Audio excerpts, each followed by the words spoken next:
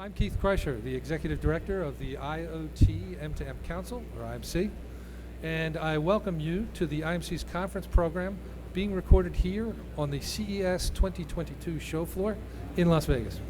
The IMC is the exclusive partner, IoT partner for CES, so we're doing conference programming, press events, networking events, and of course organizing our IoT infrastructure pavilion. I think we can all agree that CES 22 isn't the show we wanted, but the pavilion looks great, and I can say with some confidence that the IoT pavilion is the busiest part of the show. I'm joined by my good friends, Charlie Key, co-founder and CEO of Losant, and Sara Brown, VP of Marketing with MultiTech, and I might add a IMC Chairman Emeritus. Welcome, and I think we're going to have an interesting discussion this morning. But before I start, if you guys could just briefly introduce yourselves, your companies, and their role in the IoT ecosystem as it relates to smart cities. Okay.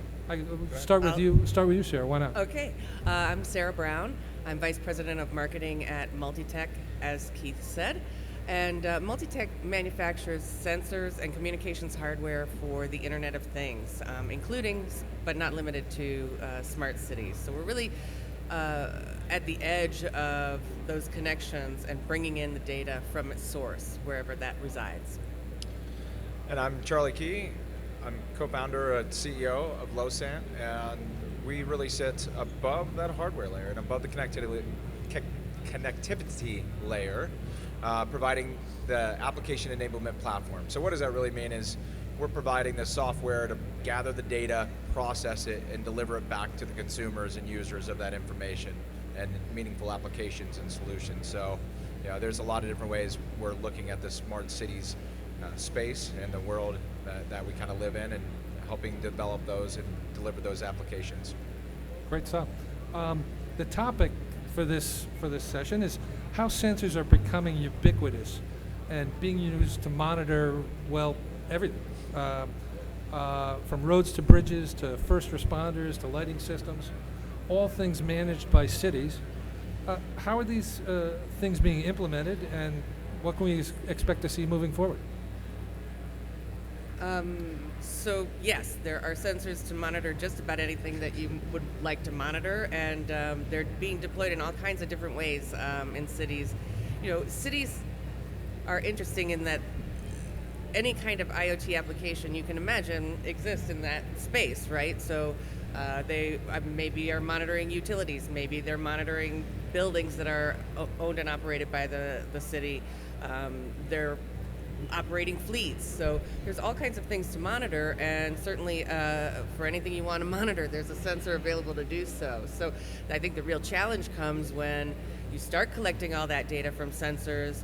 How do you sift through all of it and make sense of it? And that's where folks like Losant can really help you figure out what it all means, right? Because ultimately it's bits and bytes until you do some processing and understand what you're seeing so that you can take action. Yeah, I mean, you're absolutely correct. We see with the lowering costs of hardware and connectivity, not only are sensors and gateways and hardware, all of it becoming more ubiquitous, being spread out across multiple solutions.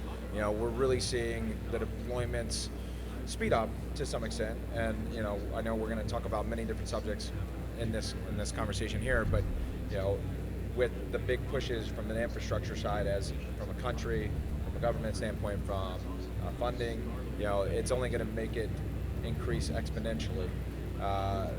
You're absolutely right. We've got the bits and the bytes. We can get that data. You can roll out as many sensors as you want, but until we know how we're going to use it and the problems we're solving, it becomes a larger challenge.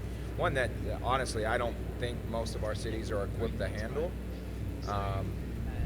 from a number of different areas. Yeah, and I think, honestly, that's become more obvious to us all in the past 18 to 24 months with the pandemic, because that really created an instant situation where all the stuff that we we thought might be a good idea down the road became instantaneously urgent and had to Right. be solved right away. And in actual fact, we see people deploying a bunch of these connections in their cities, especially in the school systems, but then they just become overloaded with data. And you really have to start with what's the problem I'm solving, and how am I going to use this information, because it's very easy to get overwhelmed with a million endpoints telling you a million different things all at once. Right.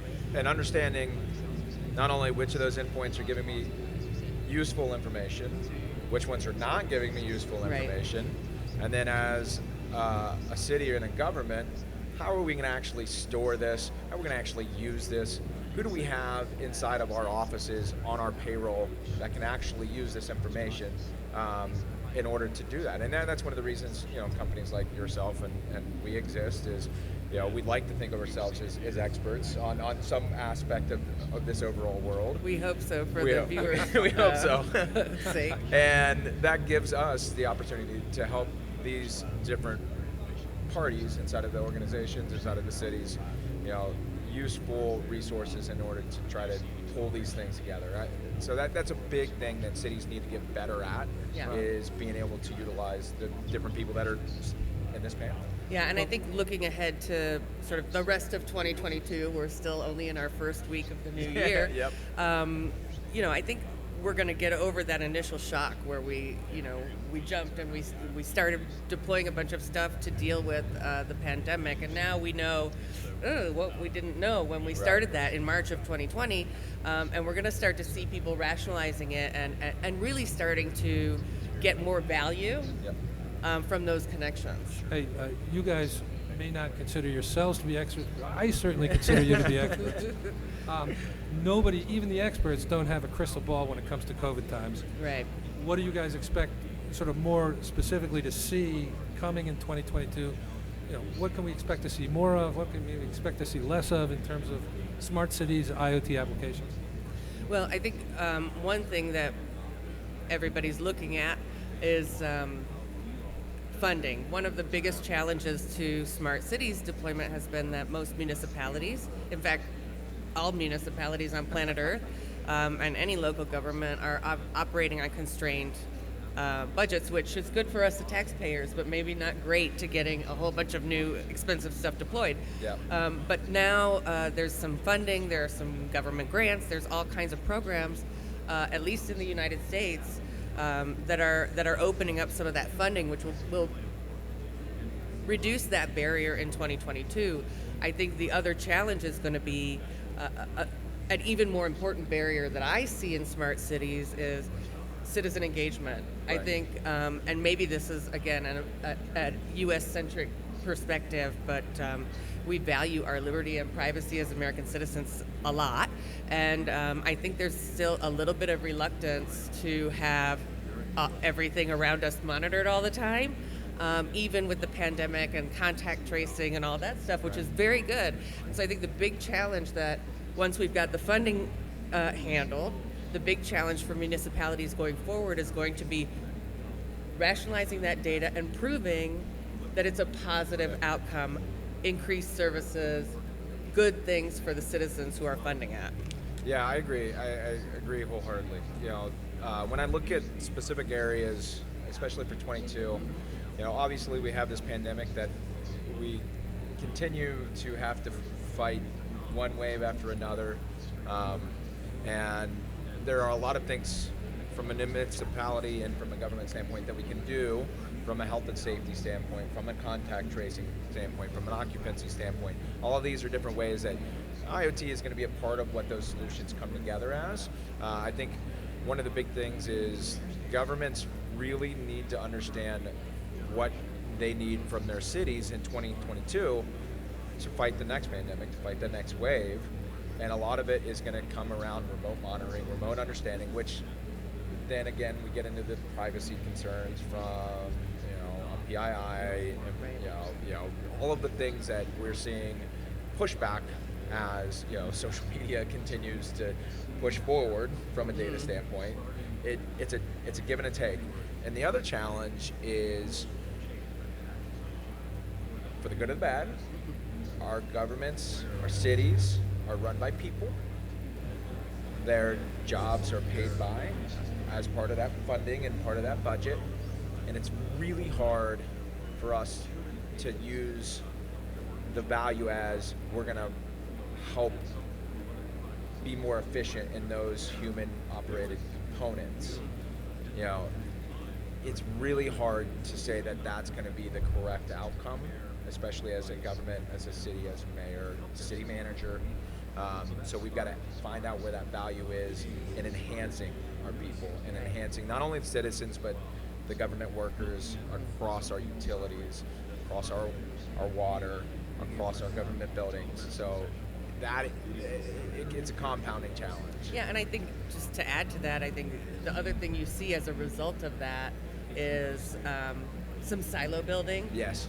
You know, I live in a hurricane-prone area, so in my mind, the ultimate smart city is a facilitator for emergency response. Right. You know, God forbid anything happens like 9/11 again, but we have hurricanes, tornadoes, earthquakes, wildfires, all kinds of emergency situations that we rely on our government to help us with. Right. And so, but to be really effective, all the different systems of government have to work together in those moments. And when you are dealing with people who they are committed to their position and Yes. they're committed to their authority over their one task, sometimes it can be very difficult to break down those silos. Interesting. Agreed. Interesting. You know, we're talking about funding. The 800-pound gorilla in the room when it comes to funding is, in the U.S. at least, infrastructure spending that's being proposed. And indeed, a $1 trillion platform has already been approved, and I, for one, expect more to come. You know, how do we expect for this to affect IoT deployments in the public sector? Do we expect it to affect it? Yes, it will affect it. It will absolutely affect it. The extent of that, I think, is still unknown, and it's largely unknown because we're still grappling. Our cities are still grappling and understanding what are those core problems that they can go and solve with IoT. You know, I've seen multiple cities, including my own, trying to come up with this massive plan and strategy around being a smart city, using technology, IoT, to get to where they're going. Whereas a lot of times we're over-strategizing and not focused on those core problems that we already have from an infrastructure standpoint. You know, in Cincinnati specifically, you know, roads, bridges are still a big thing. One of the core components is fixing one of our core bridges, right? Now, where does IoT come into these things? Again, I go back to understanding the condition of these large pieces of infrastructure that we're going to spend billions and billions of dollars on. How do we better understand them? How do we more efficiently predict failures, maintenance issues, improvement areas? And that's, for me, I think that's a great starting point for a lot of these cities, is thinking about those large infrastructure spending opportunities as part of this larger bill, and how do they more efficiently understand what those look like, what are the conditions of them, trying to get to the holy grail of artificial intelligence, machine learning, buzzword, keyword, bingo, right? But that's where we've got to start. Yeah, and I think it's interesting when I read about these infrastructure packages as they're being considered, the way that the funding is broken out. There's a chunk that's for digital infrastructure, right? And then there's a chunk that's for highways. But to your point, you know, if you're going to build a new bridge, you're going to want to build sensors into that bridge that tell you if it's vibrating too much, or if there's a crack in the concrete, right? So that's a digital piece of infrastructure in physical infrastructure. And I think as we look at those things, whether it's, you know, roads or bridges or buildings, we need to think of part of that spend is actually about digital as well. Yeah, no question. I mean, we at the IMC recognize a distinct trend in sort of the blurring of the distinction between physical and digital infrastructure. It sounds like you guys are seeing the same things. You know, I assume that means that we'll spend, as solutions providers, you will spend more time talking to people in public works as opposed to the CIO's office, people who pour concrete for a living. Talk to us about that. I mean, is that something you're seeing out there, and how does that change things? Well, now since I provide hardware infrastructure, there's no difference to me between physical and digital. They're the same. That's what we do. We do physical, digital things. But one thing that I see as an opportunity for cities going forward, and with this spending in particular, is to leverage the physical infrastructure they already have to digitize more, right? So I have sewers, okay? That's a piece of infrastructure. It's connected all over town, right? Why not connect other things there? Then you can prevent flooding, or know if there's a problem here or there, reroute traffic, whatever. You've got traffic lights, you've got roads and bridges, you've got utility infrastructure. All of that is physical infrastructure. If it's not communicating information to the people who have to manage it, then you need to add something else to it. Once you get that physical infrastructure digitized, then you can go to somebody like Charlie here, and he can tell you all kinds of really useful, actionable information about what's happening out there. Yeah, I see there's going to be a couple shifts, I think, and there's a couple shifts that are needed.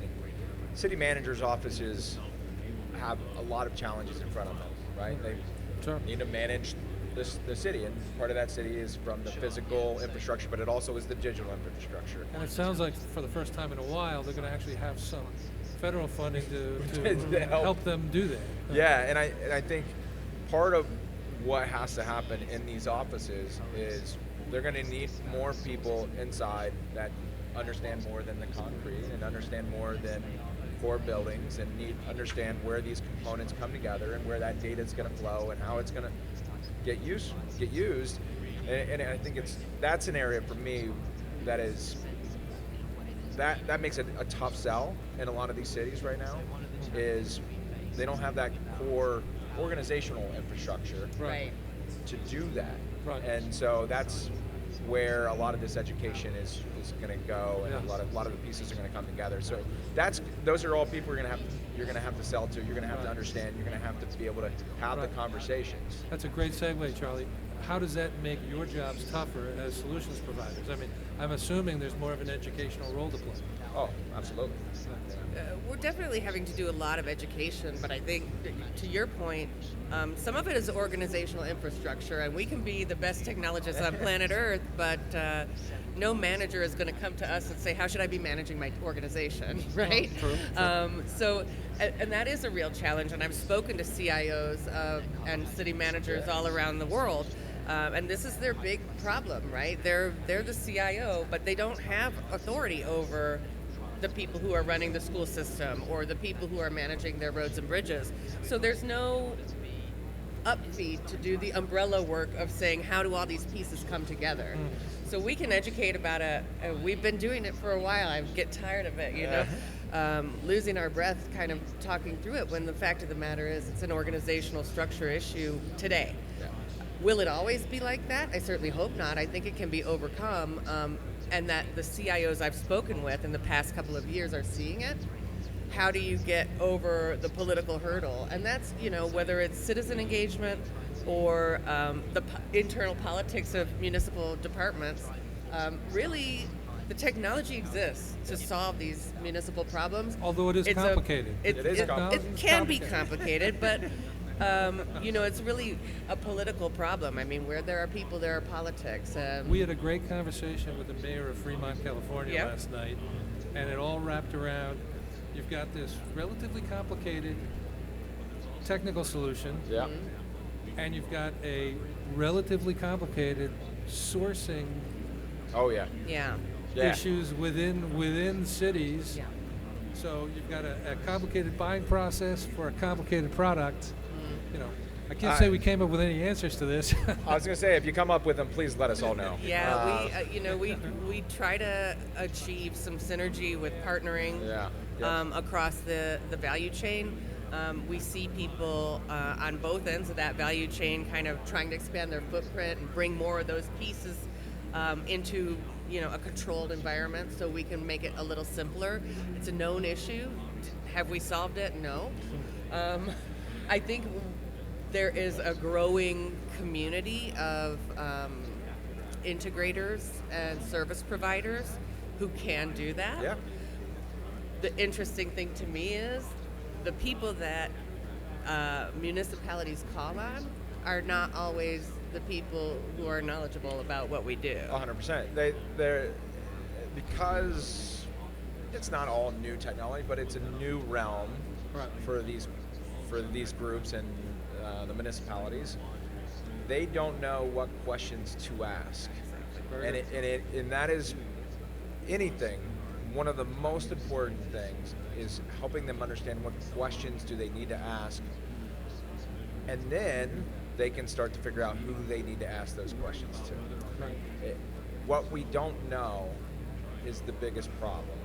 Oh, can I give a plug for the RFP program?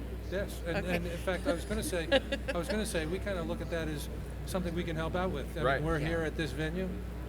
Smart cities is one of the big themes in this hall right here. So we're hopeful that people who are attending CES will look to this and see solutions providers that can help them. Yeah, and I think it does bear mention, and I'll do this for Keith so he doesn't have to.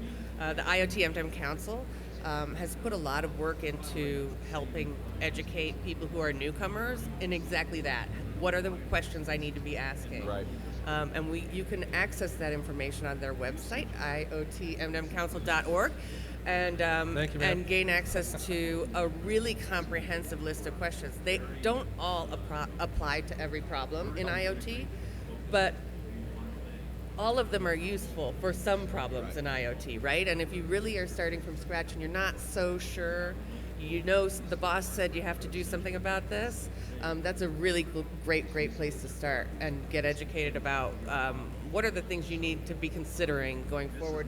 MultiTech, Losant, and many of the member companies worked really hard to help people do that. And that's a piece of education that we spent a lot of time on, Keith, several years pulling it together. But it's really worthwhile. And I think, to your point about educating folks, because they are new to this particular problems, that those are the kind of things we can do. The important thing is, how do we drive people there? Right. Because the people we're talking to right now are already on your website. Yeah, absolutely.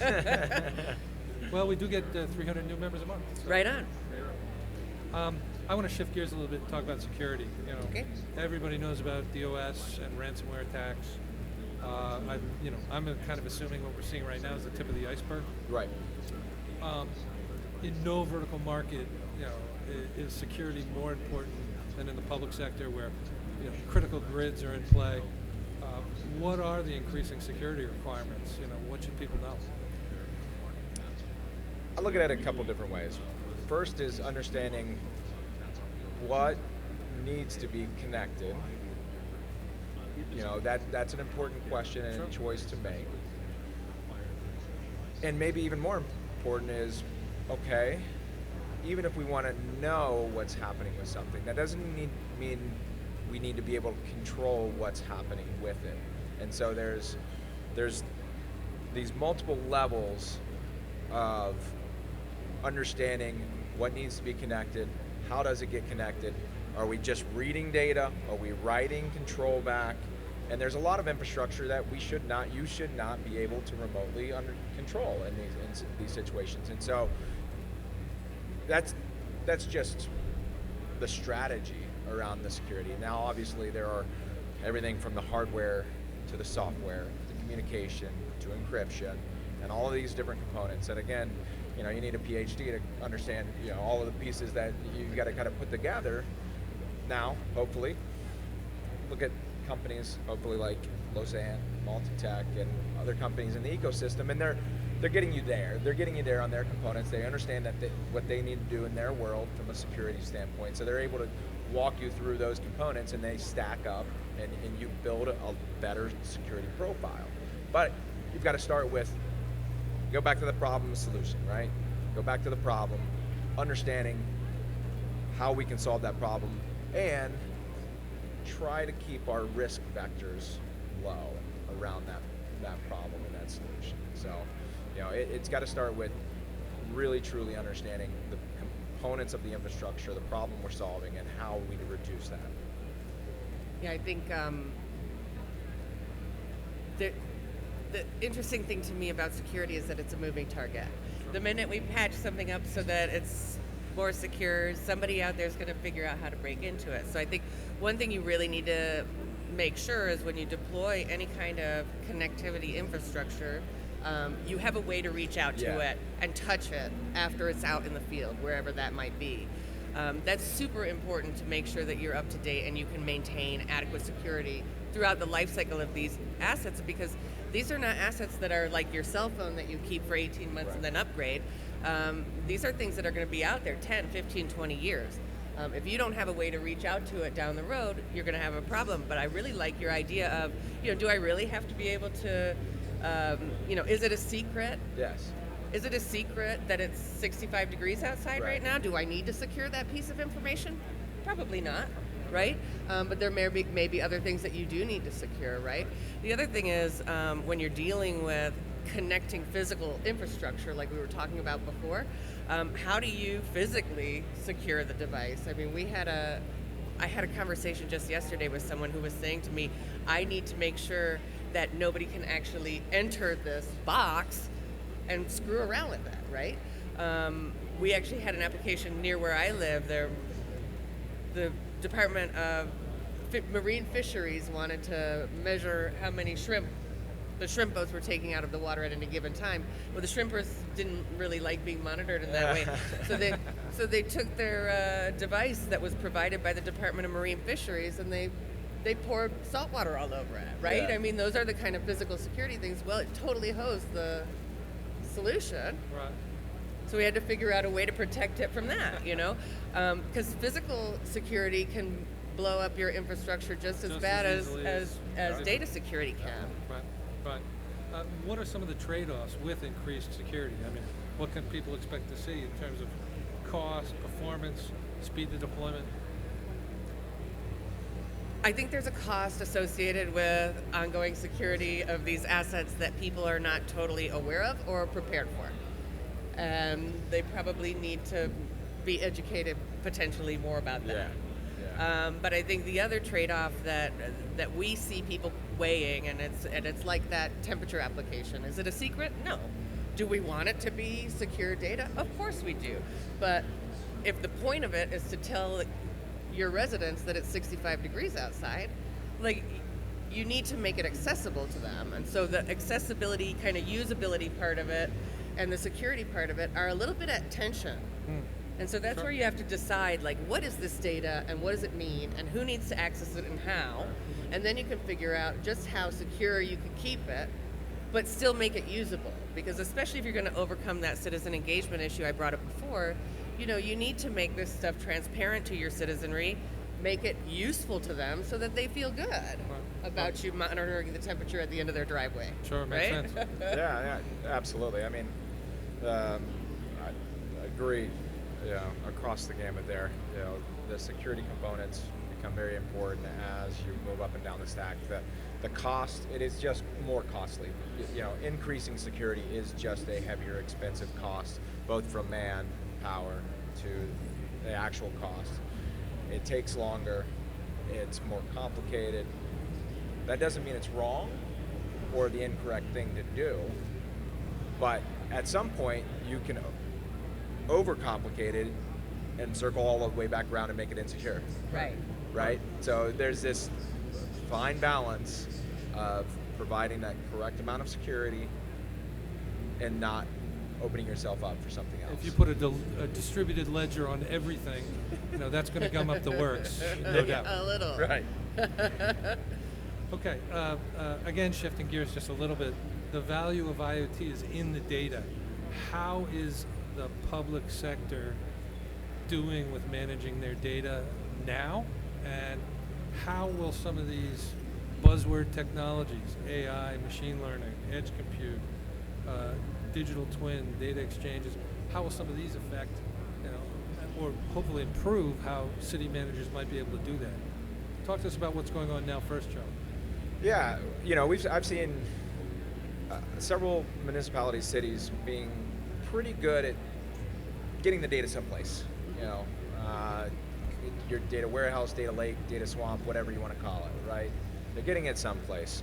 So I've seen that as an okay first step. Now again, if you think about things that have been in their world for a longer time, managing databases, getting data into a database, managing the infrastructure for those things is something they're more used to doing. So that's not going to be a massive challenge. And there's a lot of good people they're already working with that's going to help do that first step. Now, the challenge then is how do we start gaining the value out of these different components? One, accessibility, I think, is going to be a big one. You know, we talk about cities in the silos that are inside of them, whether it's fire, police, parks, buildings, all of utilities, all of these different silos, that understanding how to provide accessibility to these different groups in a meaningful way.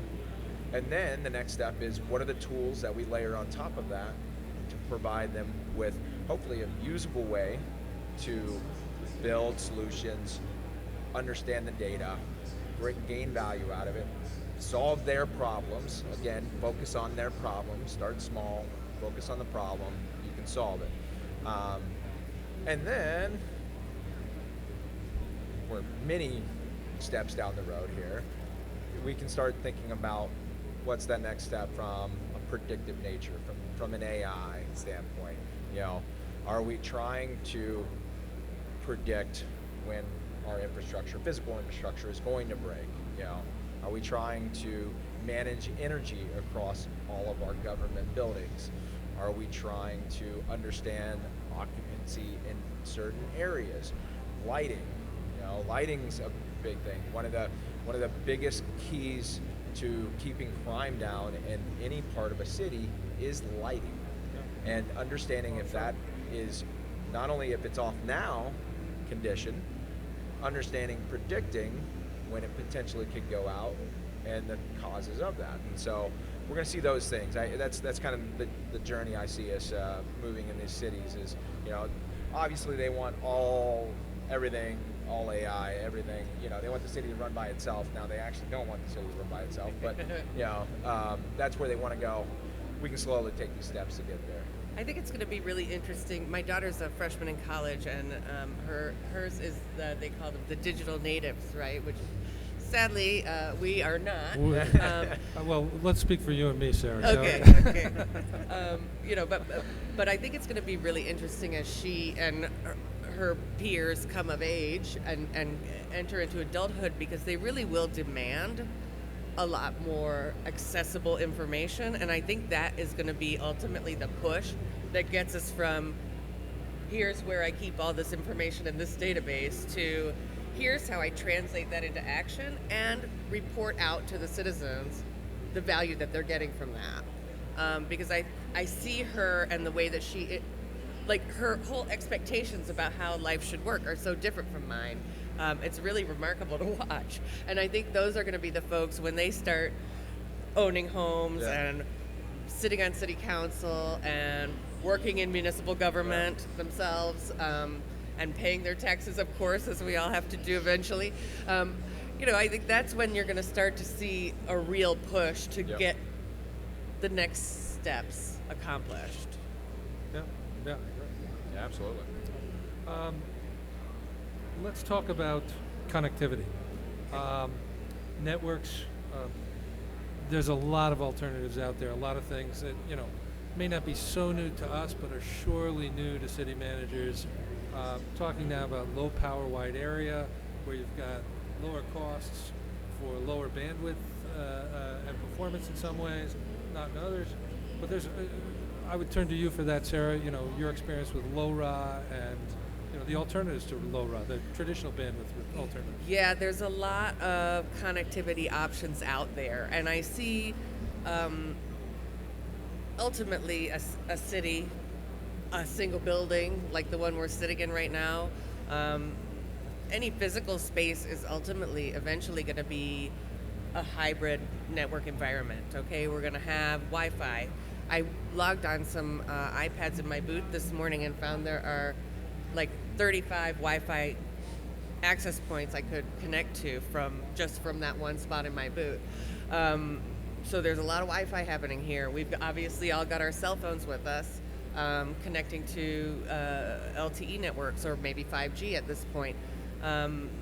There's also the low power wide area networking, which gives you really power optimized solutions with long battery life for small bits of data over large areas.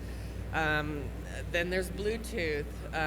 There's just so much out there. And this is where you really need to go, as Charles was saying earlier, down to what's the use case, right? Because you want to have a cost-optimized solution. And some things in a municipality, let's say security cameras, are going to need high bandwidth, always-on connectivity. Other things in a city, water leak detection, maybe only need to send a packet of data once a year, right? So, and the data is very small compared to streaming video. So, you really need to look at what you're trying to connect. There is no one-size-fits-all solution. Right. Any space, municipal, building, school, campus, hospital, they're all going to be networks and more networks built on top of each other. Right.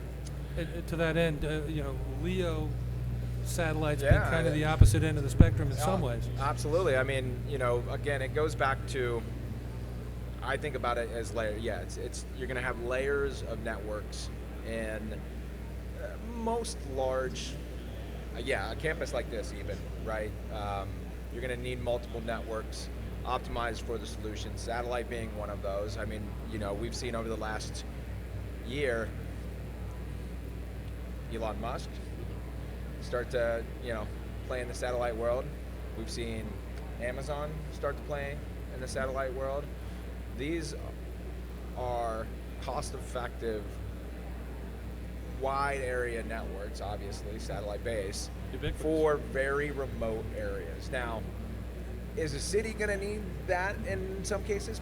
Maybe, maybe not. It depends, the continent of Africa, probably. Yeah, maybe. But, the city of San Francisco, Probably. maybe not, right? So it's layering these networks in the appropriate way to have the right connectivity for the right solution. How does CBRS fit into this mosaic? I mean, So CBRS, we've commercialized some CBRS access devices, and it's been really interesting actually to see how they've been deployed. We built them thinking about creating auxiliary cellular capacity, for example, in facilities like this or in stadiums. With the pandemic kind of really bringing the digital divide to the forefront of everyone's minds, with all of our students being sent home for who knows how long, the municipal governments jumped into action relatively quickly. They like the idea of a private LTE network, because in order to be effective at remote learning, however effective we're going to get, the students need access to broadband internet connectivity. If you don't have an internet connection, you can't have a Zoom call with your teacher. At the same time, being a private network that's controlled by the school system gives them the ability to provide a safe internet environment in a space that they don't control. So just like at school, the internet connected devices in the library cannot access, porn or whatever you don't want the little kids to see, right? And so they don't want to put just, a broadband connection into everybody's house and give them free reign. It's their job to keep these kids safe. And so they've really latched onto CBRS, and we've seen a ton of growth there in municipal governments. And what we see as the next step to that is, okay, we did it to solve this immediate problem with the school system, but now our whole town has our own private cellular network. What else can we do with that? And I think now that the infrastructure is rolled out, that's when you can start to experiment and build new applications to drive additional value. Yeah, it comes back to the data, right? It comes back to data access, data privacy, data management, and these very specific solutions. And so, you're gonna see CBRS as one of these key leading networks as municipalities and large corporations and campuses and other people start to figure out how they manage a larger size, a larger remote workforce, remote buildings, infrastructure. So it becomes another arrow in the quiver for everyone. Terrific stuff, guys. Charlie Key of Losant, Sara Brown of MultiTech. I can't tell you how good it is to actually see you guys in person. And thank you so much for being here. We really appreciate it, and have a great show. Hey, thanks for the opportunity. Thank you. Absolutely. Thank you.